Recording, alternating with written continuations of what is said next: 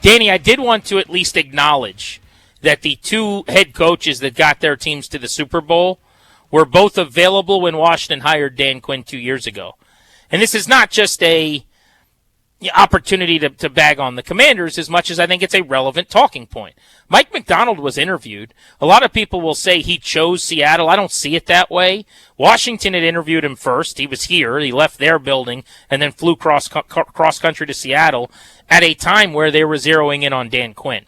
I always had the understanding, and based on what they've said after the fact, now you could say that's just to build Dan Quinn up, that they chose Quinn over Macdonald. He was kind of the best of the rest, the way things had trended after all my offensive options were gone, because he was at least this young, ascending, really sharp, whisperer who had the Shanahan offense down and was coming off of a great run in Baltimore. So he does feel like one that got away for sure 2 years later getting to the Super Bowl. But the one I would really want to focus on is Mike Vrabel. He was not interviewed during this search. Mike Vrabel and Adam Peters were together in New England.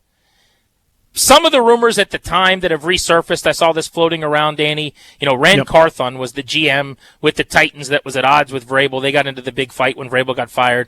Carthon is, to my knowledge, one of Peters' best friends among executives in football, and that may have had something to do with it, I don't know. But when you look back, it does feel like malpractice that one of the best coaches of the previous several years was available. It would be like Kevin Stefanski or John Harbaugh or something coming available while you're doing a search and not talking to those guys. That's what it was, man. He was out there. People were interviewing him. Washington was not one of those people. And now 2 years later, he's in the Super Bowl. It's insane to me. It is absolutely insane. He took Ryan Tannehill to the AFC title game. He inherited Mariota and took Ryan Tannehill, had multiple winning seasons in a row with Ryan Tannehill. Then they hired Rand Carthon, who is, I don't believe, working anywhere meaningful in football at this point, who has subsequently been fired, as have multiple head coaches now in the wake in Tennessee. Tennessee's now a joke. They were not when they had Mike Vrabel, who was in charge of things. I cannot believe the Raiders. The Panthers hired Dave Canales, who I like, but the Falcons, teams that are already looking for another head coach. The Patriots, at least they interviewed him. The Falcons interviewed him. Yeah, at least they talked to him. It is unfathomable to me that really what it boils down to, I think what happened for a number of cases is arrogant executive doesn't want to cede any power or get in arguments or have a strong-willed head coach that's incredibly capable, so they just sort of went in a different direction. Insane to me. The Patriots are the luckiest franchise in the history of mankind. The fact that they were able to get out of the mistake they made with Gerard Mayo after 1 year and land on Vrabel is it's stupid. It should not have happened. He should be coaching somewhere else right now, taking that franchise to levels they haven't seen before. It is insane to me. It is irresponsible. The same way I said, if you're doing an offensive coordinator search, you must speak to Mike McDaniel. You must speak to him. Interview Mike Vrabel. Interview him. If you decide it's not the guy, you're wrong, but at least you go through that part of the process. The fact that they weren't interested at all is insane to me. And again, if the reports are true, that it's because Adam Peters is friends with a guy that got bleep canned a year and a half later because he lost the tug of war with Vrabel, and then it's, okay, now you get your way. Oh, your way stinks, Mr. 3-14 Rand Carthon guy. No, thank you. They had the golden goose in their hand in Tennessee, let them walk out the door, having lost a power struggle. Now they're on another executive, and I believe their third or fourth coach since firing Vrabel a couple years ago. It is insane to me. Yeah, I've always thought that what they really wanted, and this is an ownership thing, but it's specifically a Peters thing too, I believe, is unison with the head coach. A really strong relationship like Brad Holmes has in Detroit with Dan Campbell. That's what everybody's looking for now is this, there's different buzzwords they'll use, but this buddy cop movie between the head coach and the GM where they're on the same page and they lock arms to skip around.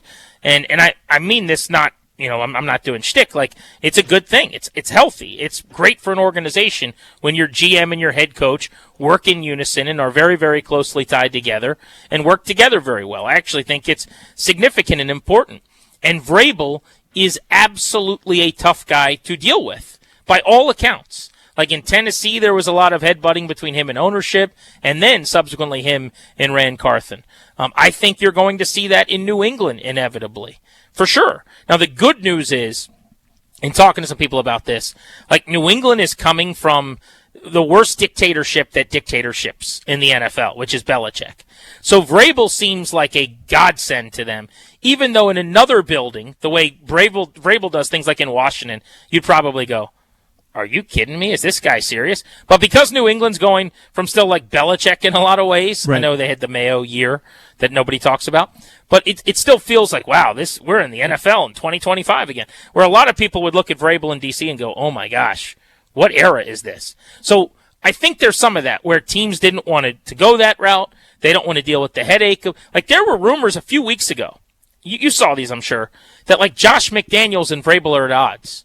While Drake May is on the precipice of an MVP award, maybe, is about to play in a Super Bowl as a second-year quarterback, this coordinator that's had a really successful year offensively and the head coach were apparently butting heads. Now, I don't know how true that is or not, but those are the types of things that happen when Vrabel is your head coach, where you hear some of these things. So I get why he was not ever going to be the choice for Adam Peters, who wanted the GM that, he was going to get along really well with and work with for 10 years. I just didn't think that was going to be the case.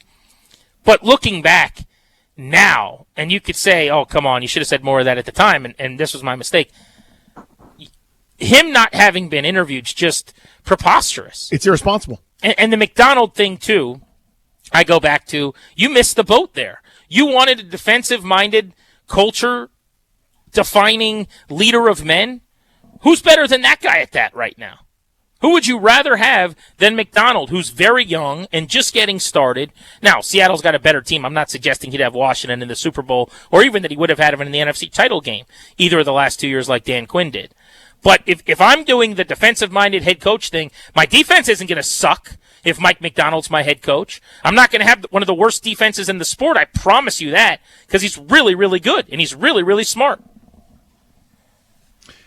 The way McDonald, listen, it takes two to tango, right? So I don't know if McDonald, this was his choice or not. I got the sense, I remember reading all the articles and stuff, that he might have preferred a different destination. Now, I don't know if that's true. I don't know if that's just kind of what they leaked out or it came from their side where they were honing in on somebody else, but it didn't feel like they were hot and heavy on McDonald. It felt like maybe he was going somewhere else. That's their problem. It totally is. By the way, right. He left here to go there. If you are convinced a guy's going to be your head coach, that doesn't happen. He's in your building first. You're interviewing him. Go back to the Dan Snyder era. Guys didn't leave the building. No, if he's your agree. Coach, hire him. No, and again, I agree, but at least there was there's a conversation, and this may not work out because we now have the data point. I have a lot more grace with, we interviewed the person, and who knows what happened? Maybe he let a fart rip right in the middle of the conversation, and Adam Peters decided that he was too rude to be the head coach. I have no idea. We don't know any of those kinds of things, right? The point is that they had the conversation. The one I can't get past is not having the convo, not interviewing the candidate. And by the way, multiple teams. He sat out for a year. Mike Vrabel's just sitting on the sideline for a year, not coaching. Meanwhile, boobs are just running around, embarrassing themselves, getting completely overmatched by so many teams on a weekly basis. And Mike Vrabel was not coaching anyone. He coached no one. And New England luckboxed into the fact that he didn't have a 5-year contract somewhere else.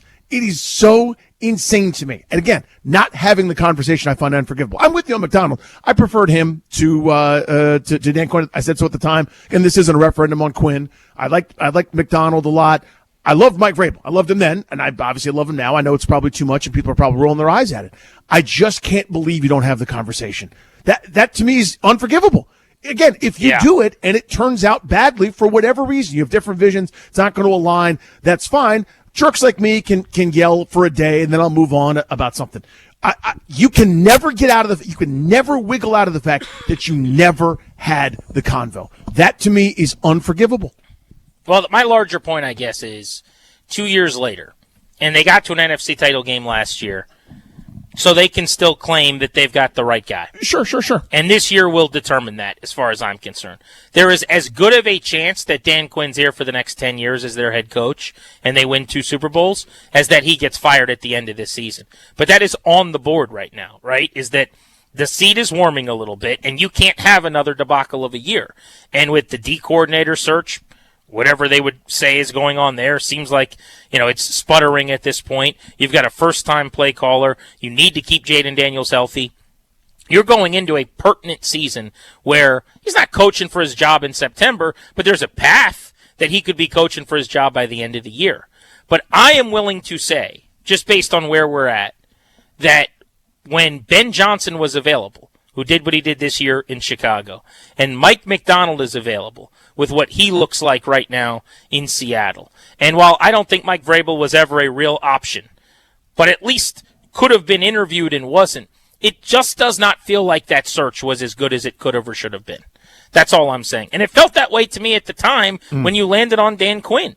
But I think what they wanted, again, was the opportunity for the front office to have a coach that would execute their vision and kind of maybe not see things the way they wanted them to, but that would get along and be a guy that they could operate harmoniously with. And they definitely got that in Dan Quinn. They wanted a culture builder. He did a whale of a job in year 1. We'll see how year 3 goes. But they got to keep Daniels on the field to have any shot. And by the way, they need to be way more aggressive. Like, one of the things I noticed about, speaking of looking at the Super Bowl matchup, both Seattle and New England, is that those teams went out and spent a ton of money this offseason in free agency.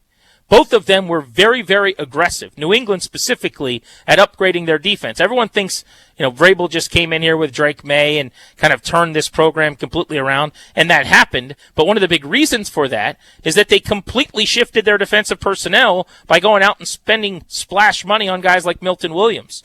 Washington needs to do that. Yes. Enough one-year deals for $2 million, enough one-year deals with 33-year-olds. They need to go get impactful defensive players right now. I think that's right on. Yes, and make it happen. I think that's right on. And I've said this before. This is going to be a theme throughout. So buckle up, everybody, for this offseason coming up. This is the one where I'm going to hold Adam Peters' feet to the fire. I understand how we got the first 2 years. It made perfect sense to me. I was on board with some of it at the time. I probably should have spoken up louder this past offseason, but you're in an NFC title game, so you kind of have carte blanche, right? It's like when the Nationals signed Steven Strasburg to that mega deal, and you and I both kind of went, it's probably not the smartest thing ever, but they just won the World Series, so it's monopoly money. Who gives a damn, right? We not really knowing how bad it was going to really be. This is the one where you need to show a paradigm shift. You need to show a whole bunch of initiative that's not what you've been doing. You need to recognize what the road we went down, reverse that vehicle, and get back on a different highway. And that's kind of the metric that I'm going to use here for success.